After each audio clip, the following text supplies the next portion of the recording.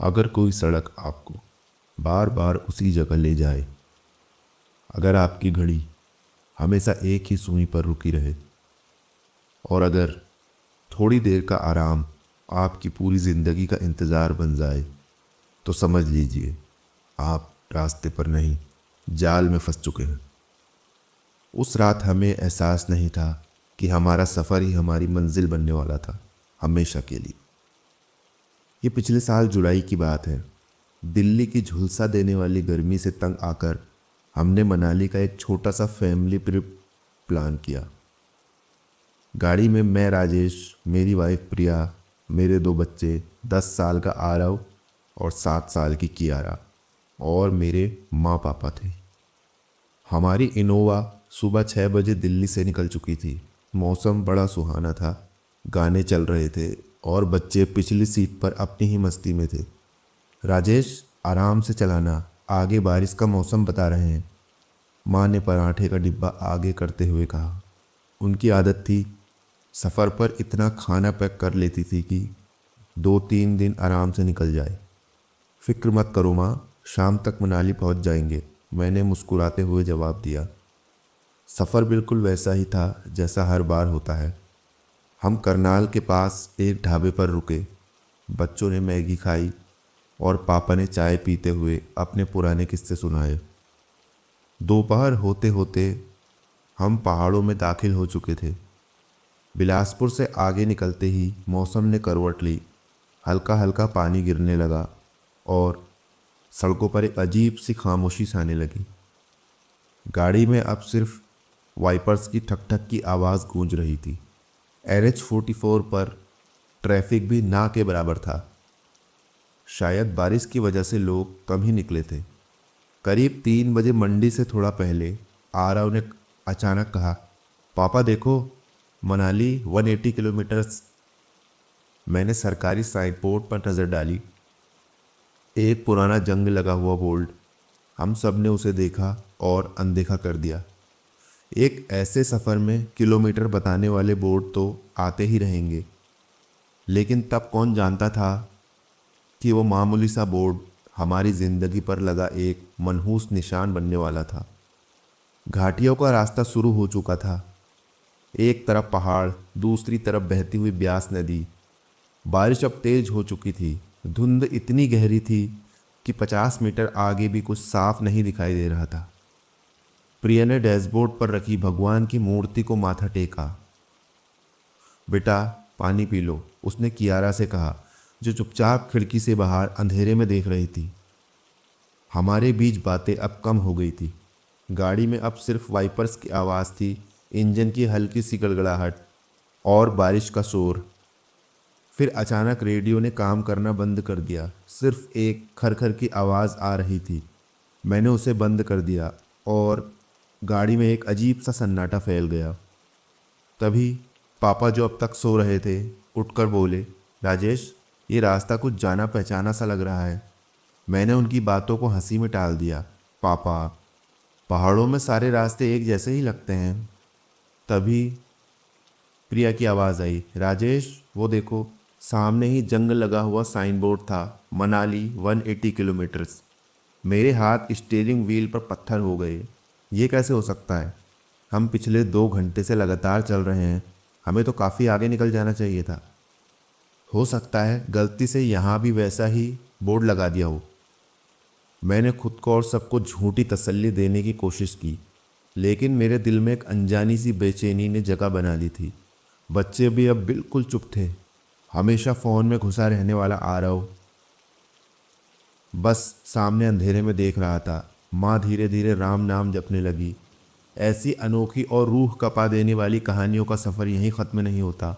अगर आपको भी ऐसी कहानियाँ सुनना पसंद है तो हमारे चैनल को सब्सक्राइब करना ना भूलिएगा। चलिए अब देखते हैं कि उस रात राजेश और उसके परिवार के साथ आगे क्या हुआ। शाम के 7 बज चुके थे। अंधेरा और धुंध एक हो चुके थे। बारिश अब तूफान बन चुकी थी। वाइपर्स ने भी जवाब दे दिया था। आगे का रास्ता बिल्कुल दिखना बंद हो गया था। राजेश, गाड़ी रोक लो, ऐसे में आगे जाना आसान नहीं होगा। कोई ढाबा या होटल देखो, प्रिया ने डरते हुए कहा। वो सही कह रही थी। इतनी बारिश में गाड़ी चलाना जान जोखिम में डालने जैसा था। और तभी धुंध को चीरती हुई एक हल्की सी पीली रोशनी दिखी। एक ढाबा। उसका नाम तो नहीं दिख रहा था, पर इस तूफान में उसका होना ही हमारे लिए काफ़ी था। मैंने गाड़ी उस सुनसान पार्किंग में लगा दी। हमारी इनोवा के अलावा वहाँ कोई और गाड़ी नहीं थी। ढाबा देखने में काफ़ी पुराना और वीरान था, लेकिन उस वक्त हमारे पास कोई और ऑप्शन भी नहीं था। हम सब गाड़ी से उतरे और बारिश से बचने के लिए तेज़ी से ढाबे के अंदर घुस गए। अंदर का माहौल बाहर से भी ज़्यादा अजीब था। 5-6 अलग लोग बैठे थे, पर कोई बात नहीं कर रहा था।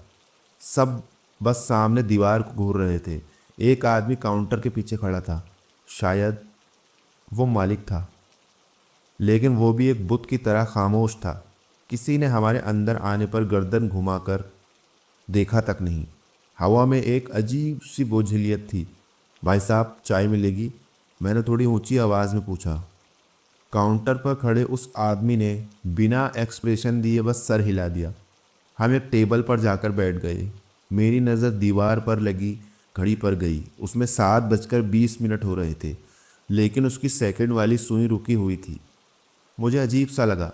प्रिया ने मेरा हाथ थाम लिया। उसकी आंखों में डर साफ दिख रहा था। माँ और पापा भी इस अजीब माहौल को समझ नहीं पा रहे थे। कुछ देर बाद वही आदमी चाय के गिलास लेकर आया। उसने गिलास टेबल पर पटके और बिना एक शब्द कहे वापस चला गया। मैंने चाय का गिलास उठाया। वो बिल्कुल ठंडी थी, बर्फ़ जैसी ठंडी। यहाँ कुछ ठीक नहीं है राजेश, चलो यहाँ से, प्रिया ने मेरे कान में धीरे से कहा। मैंने हाँ में सर हिलाया। हमने चाय को हाथ नहीं लगाया। मैंने जेब से पैसे निकालकर टेबल पर रखे और हम सब चुपचाप उठकर बाहर निकल आए। किसी ने हमें रोका नहीं, किसी ने हमें देखा नहीं। वो सब अब भी मूर्ति बने बैठे थे, उसी रुकी हुई घड़ी को देखते हुए। गाड़ी में बैठते ही हम सब ने एक राहत की सांस ली। मैंने फ़ौरन गाड़ी स्टार्ट की और उसे वापस हाईवे पर दौड़ा दिया। कितनी अजीब जगह थी, प्रिया बोली। छोड़ो अभी, अब बस जल्दी से मनाली पहुंचना है, मैंने बात बदलते हुए कहा।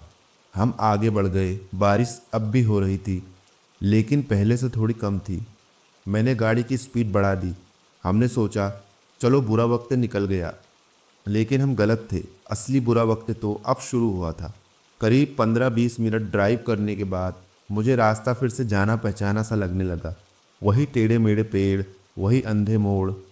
मैं मेरे दिल की धड़कन तेज होने लगी और फिर सामने जो दिखा उसे देखकर मेरे रोंगटे खड़े हो गए। धुंध में लिपटी वही पीली रोशनी, वही ढाबा। नहीं, ये कैसे हो सकता है, मैं चीखा। पापा, हम फिर से उसी ढाबे के पास क्यों आ गए?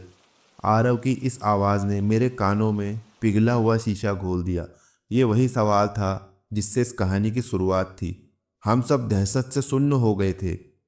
मैंने गुस्से में एक्सीलेटर पर पूरा वजन डाल दिया। गाड़ी का इंजन चीखने लगा, पर ऐसा लगा जैसे कोई अनदेखी दीवार हमें रोक रही हो।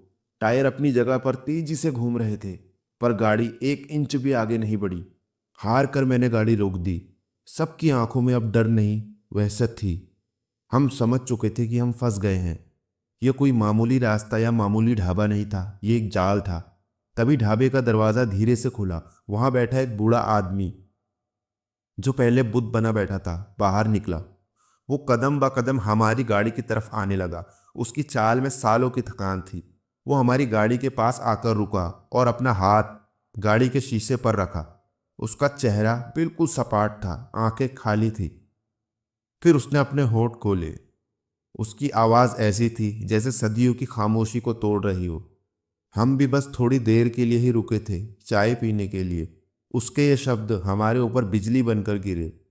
मैं सब कुछ समझ गया। वो सब लोग, वो सब भी हमारी तरह ही मुसाफिर थे, जो बारिश वाली एक रात थोड़ी देर आराम करने के लिए उस गलत ढाबे पर रुक गए थे।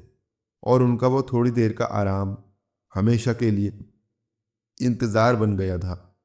आज उस बात को कितना वक्त बीत गया है मुझे याद नहीं। वक्त का हिसाब अब हमें नहीं रहता, क्योंकि यहाँ वक्त रुक चुका है।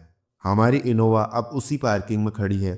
उस पर धूल और पत्तों की मोटी तह जम चुकी है। हम सब अब उस ढाबे के अंदर बैठे हैं, खामोश बुत बने हुए, दीवार पर लगी उस घड़ी को देखते हुए जो हमेशा 7:20 दिखाती है। हम इंतजार करते हैं उस अगले मुसाफिर का जो बारिश से परेशान होकर थोड़ी देर आराम करने के लिए इस गलत ढाबे पर रुकेगा। आपको क्या लगता है, क्या वो परिवार कभी उस टाइम लूप से बाहर निकल पाया होगा, या वो ढाबा आज भी हिमाचल के उन्हीं अनजान रास्तों पर नए मेहमानों का इंतजार कर रहा है? अपने विचार नीचे कमेंट्स में ज़रूर बताइए। और अगर आपको ये कहानी पसंद आई तो वीडियो को लाइक करें, अपने साथ दोस्तों के साथ शेयर करें, और ऐसी ही और कहानियों के लिए हमारे चैनल को सब्सक्राइब करें। मिलते हैं अगली वीडियो में एक नई अनसुनी दास्तान के साथ।